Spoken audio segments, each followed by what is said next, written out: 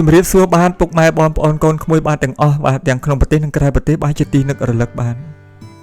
បាទសុខសប្បាយជាដែរទេបាទនៅថ្ងៃអង្គារនេះបាន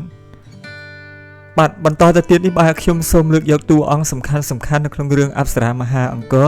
បាទហេតុឲ្យជាតួអង្គរស់នៅក្នុងដំណាក់របស់អ្នកអង្គម្ចាស់នុនបាទដោយដែលខ្ញុំបានធ្វើការរាយរាប់ខ្លះរួចមកហើយថាបាទដំណាក់អ្នកអង្គម្ចាស់នុនគឺជាដំណាក់មួយដ៏អាតកំបាំងដែលមានរឿងរ៉ាវជាច្រើនកើតឡើងរាប់មិនអស់បាទគឺជាកន្លែងដែលពោពេញទៅដោយបញ្ហាចំណងចាក់ស្រេះដែលយើងពិបាកនឹងយល់បាន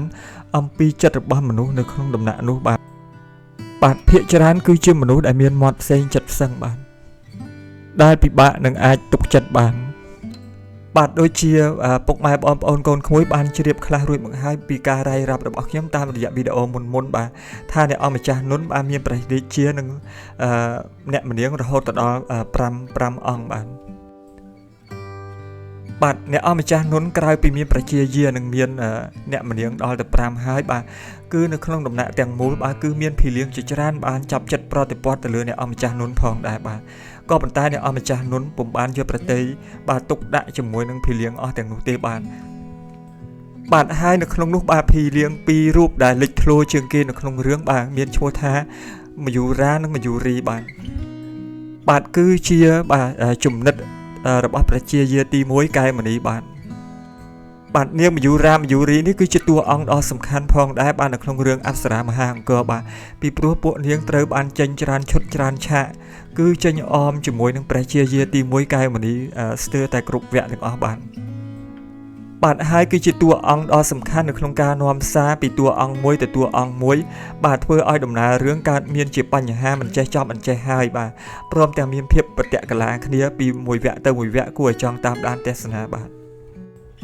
ទនាងមយូរាមយូរីបាទនារីសាច់សខ្ចីទាំងពីររូបនេះបាទគឺមានមហិច្ឆតាខ្ពស់ណាស់បាទគឺនាងពុំសម្លឹងមើលបរោះណាស់ដែលមានឋានៈតូចទាបនោះឡើយបាទស្វាមីនៅក្នុងក្តីសម័យរបស់ពួកនាងទាំងពីរបាទយ៉ាងហោចណាស់ក៏ឋានៈត្រឹមជាអ្នកអង្គម្ចាស់ដែរបាទ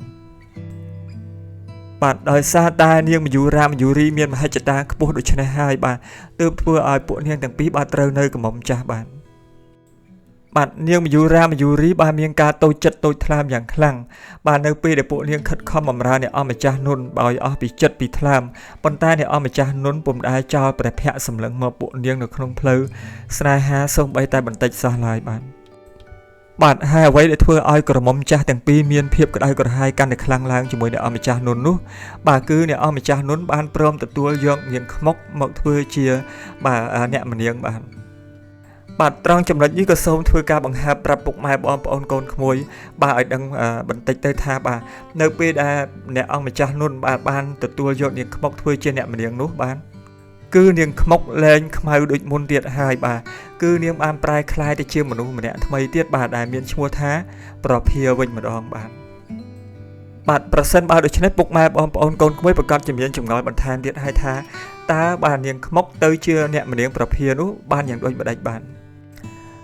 ដំបូងពុកម៉ែបងប្អូនកូនក្មួយបាទពិតជាឆ្ងល់ហើយបាទប៉ុន្តែបន្ទាប់ពីធ្វើការពិចារណានិងវិភាគបន្តិចទៅបាទពុកម៉ែបងប្អូនប្រកាសជាអាចកាត់យល់បានអំពីតួអង្គរបស់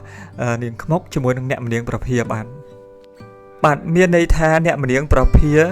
បានតែងខ្លួនធ្វើជានាងខ្មុកមកបម្រើការនៅដំណាក់អ្នកអង្គម្ចាស់នុនបាទហើយនាងប្រភាធ្វើដូច្នេះក្រោមគំនិតផ្ដួចផ្ដើមរបស់តួអង្គណាមួយបាទហើយធ្វើឡើងនៅក្នុងគោលបំណងអ្វីបាទបន្ទាប់ពីនាងប្រភាបានក្លាយទៅជាអ្នកម្នាងរបស់អ្នកអង្គម្ចាស់នុននោះបាទនាងមយូរាមយូរីបាទគឺមានការក្តៅក្រហាយកាន់តែខ្លាំងឡើងបាទសង្គ្រាមនៅក្នុងដំណាក់របស់អ្នកអង្គម្ចាស់នុនគឺពិតជាកើតមានឡើងបាទចំពោះតួអង្គទាំងអស់នៅក្នុងរឿងនេះទាំងមូលតែម្ដងបាទចំណែកឯអ្នកអង្គម្ចាស់នុនទ្រង់ពុំមានប្រតិយរវីរវល់ជាមួយរឿងអស់ទាំងនេះនោះឡើយបាទគឺទ្រង់យកប្រតិយទុកដាក់តែជាមួយនឹងកិច្ចការងាររបស់ព្រះនគរតែប៉ុណ្ណោះបាទដោយហេតុដូច្នេះហើយទើបបានជាអ្នកអង្គម្ចាស់នុនត្រូវបានព្រះរាជាក៏ដូចជាព្រះរាជអគ្គមហេសីបាទមានការសពប្រតិយចំពោះទ្រង់យ៉ាងខ្លាំងបាទហើយក៏បានប្រគល់នៅតួនាទីសំខាន់ថ្វាយដល់អ្នកអង្គម្ចាស់នុនដើម្បីបំពេញជូនព្រះនគរផងដែរបាទ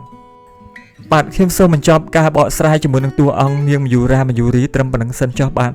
នៅវីដេអូក្រោយបាទជួបជាមួយនឹងតួអង្គសំខាន់ផ្សេងទៀតបាទនៅក្នុងរឿង អប្សរាមហាអង្គរនេះជាបន្តបាទសម្រាប់ពេលនេះបាទសូមអរគុណសូមជម្រាបលាបាទសូមជូនពរពុកម៉ែបងប្អូនកូនក្មួយទាំងអស់បាទទាំងក្នុងប្រទេសនិងក្រៅប្រទេសជួបប្រទះតែពុទ្ធពរទាំង4ប្រការកំបីគ្លៀងគ្លាតឡើយបាទ